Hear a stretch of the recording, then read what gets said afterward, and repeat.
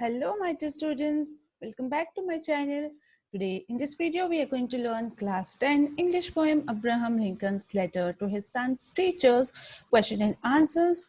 We have already done 2 sessions of question and answers and this is part 3. So we'll be proceeding on with this. So with the first 2 video links of the question and answers and the poem explanation link will be shared in the description box for your convenience, students. So let's proceed on. But before that, students, if you are viewing my video for the first time, to subscribe my channel and hit the bell icon so that you get the notifications of my latest upcoming videos. And do watch the video till end. And if you like it, hit the like button and share with your friends. So let's move on to the question and answers. Today we are going to discuss B sub question that is in your textbook, that is close study, and the question is read the following extracts carefully, discuss in pairs, and then write the answers to the questions given below them. Okay, so under that you have first question, and the question is teach him that for every enemy there is a friend. It will take time, I know. So this is a line, students, which is given. Under that you have 3 sub questions. What does the first line mean? The first line is teach him that for every enemy there is a friend. So what does this mean in the poem? So the first line means that the world is not only of enemies, but also have so many people who can be good friends. So when we go to the poem, we understand, we come to know that the father wants his son's teacher to teach his son that he should also know that the world is not only full of enemies. If there is a scoundrel, there is a hero. If there is a bad person, there is a good person too. So that means that the world is not only of enemies, but also have so many people who can be a good friend too. So this is what is meant by this first line. Okay, moving to second question, that is sub question. What human virtue is highlighted here? So in this line, what human value, high ranked human value is highlighted here? So it's positivity of mind. Positivity of mind means keeping positive thinking, positive thoughts in your mind is also a great human virtue, is a great human moral value which a person should possess, a person should have. So this is highlighted in this line, positivity of the mind. Okay. Moving to next sub question, what will take time? In this line, what is going to take time? So answer is understanding people and recognizing goodness will take time. That means the son will have to learn and go through it practically, and then it is going to take time. Even it will take time for him to learn and understand the people. He will take time in recognizing their goodness. It's not an easy task to teach him how to recognize a good and a bad person. It has to be trained, and it is going to take time because it is a difficult task. So here in this line, what is going to take time? Understanding people and recognizing their goodness will take time, and also to learn all these things by the son, it's going to take time. Okay, so these are the answers for this first question. Moving on to the next one. Only the test of fire makes fine steel. Okay, so this is the sentence which is given in the poem also, and the question here is, whom is this line meant for? Why has the writer or the poet written this line? Only the test of fire makes fine steel. Who has to go to this test?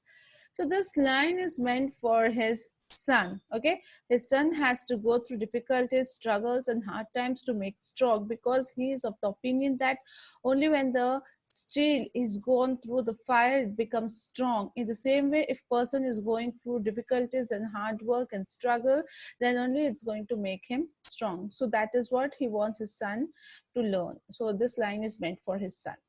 Second, explain the literal meaning of the line. What is the literal meaning of the line? So the literal meaning of the line is, only when steel passes through fire can it become strong. The difficulties, struggle, and hard work can only make a person strong. So what is the exact meaning? What does he mean to write this? Why has he written this? So the answer is, the literal meaning is that only when the steel passes through fire does it melt and it becomes more strong when it is cold.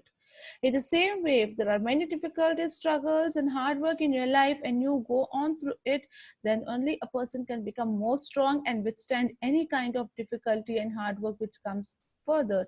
So this meaning of this line is this, that the difficulties, hard work, and the problems in your life will make you more strong. Okay, moving to next question. What human virtue is emphasized here? What human value, what moral value is emphasized here in this line? So the human virtue emphasized here is courage to face adversities in life. Okay, so what values we learn, what human values we learn here is that we should have courage, we should have confidence to face the adversities, the difficulties, the problems which are coming in our life. See, students, there is nobody whose life is not having any adversities or any problems. Each and every human in this world has to go through one or the other difficulty. So you should have the courage to face that adversities. So that is what human virtue which we are learning here, which is emphasized in this line. Okay, I hope you have understood these two questions and answers. Moving on to the next main, that's paragraph writing in your textbook. Discuss in pairs and groups of 4 each the answers to the following questions.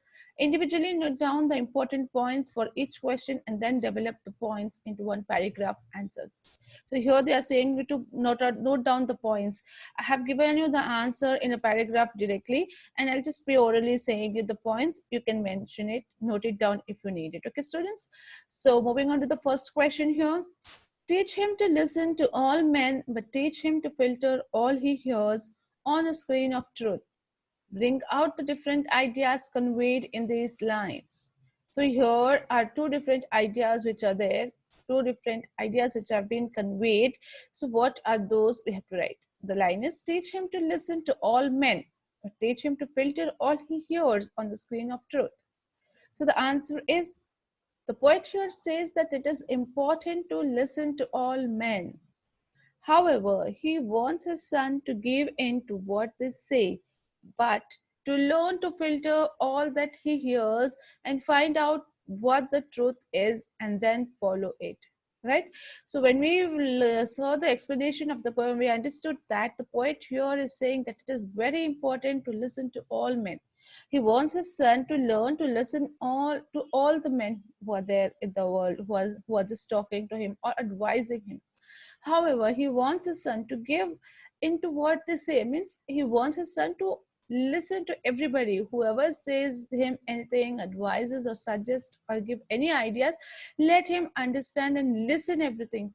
But whereas his son should learn to filter all that he hears, whatever he is hearing or listening from other people, he should know to filter it out and find out what is truth in it, what is true and what is fake in it. He has to filter it out. He should know that, and then whatever is truth should be followed by him. So this is what is conveyed here. Once one side, the one idea mentioned here is he wants his son to listen to all men. On the other hand, he wants his son to listen but filter all that he hears among what is good and bad, and whatever is good and whatever is truth, he should follow it. Okay, so that is what two different ideas conveyed in these lines. I hope it's clear, students. Moving on to the next question.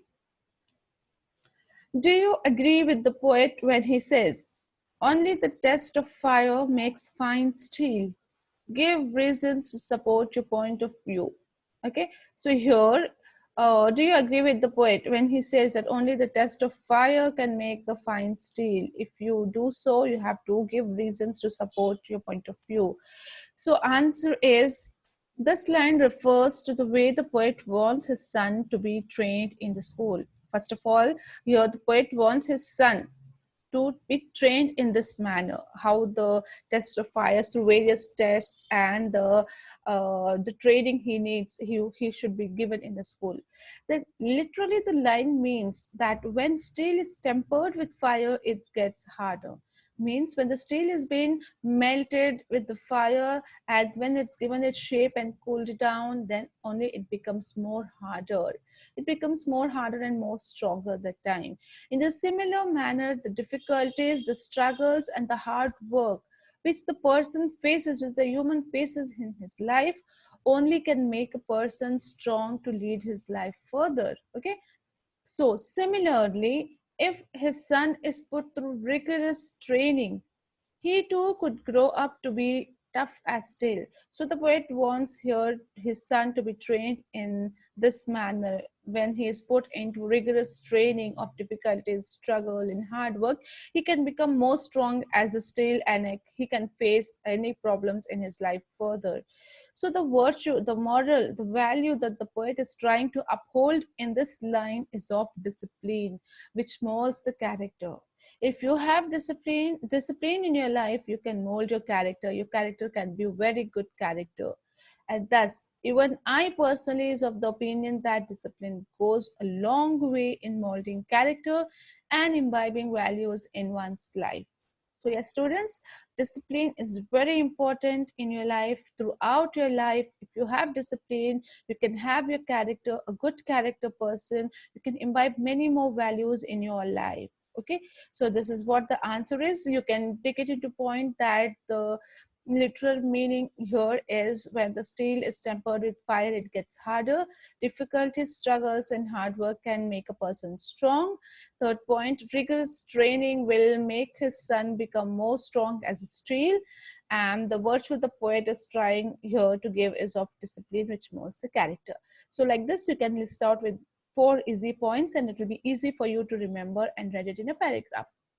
So I hope you have understood this question and answer, students. Here we come to an end with the question and answer session of this chapter, this poem. I hope this video was informative and useful for you all. Thank you for watching my video. If you liked it, do hit the like button. We'll be soon back with more such videos. Till then, thank you.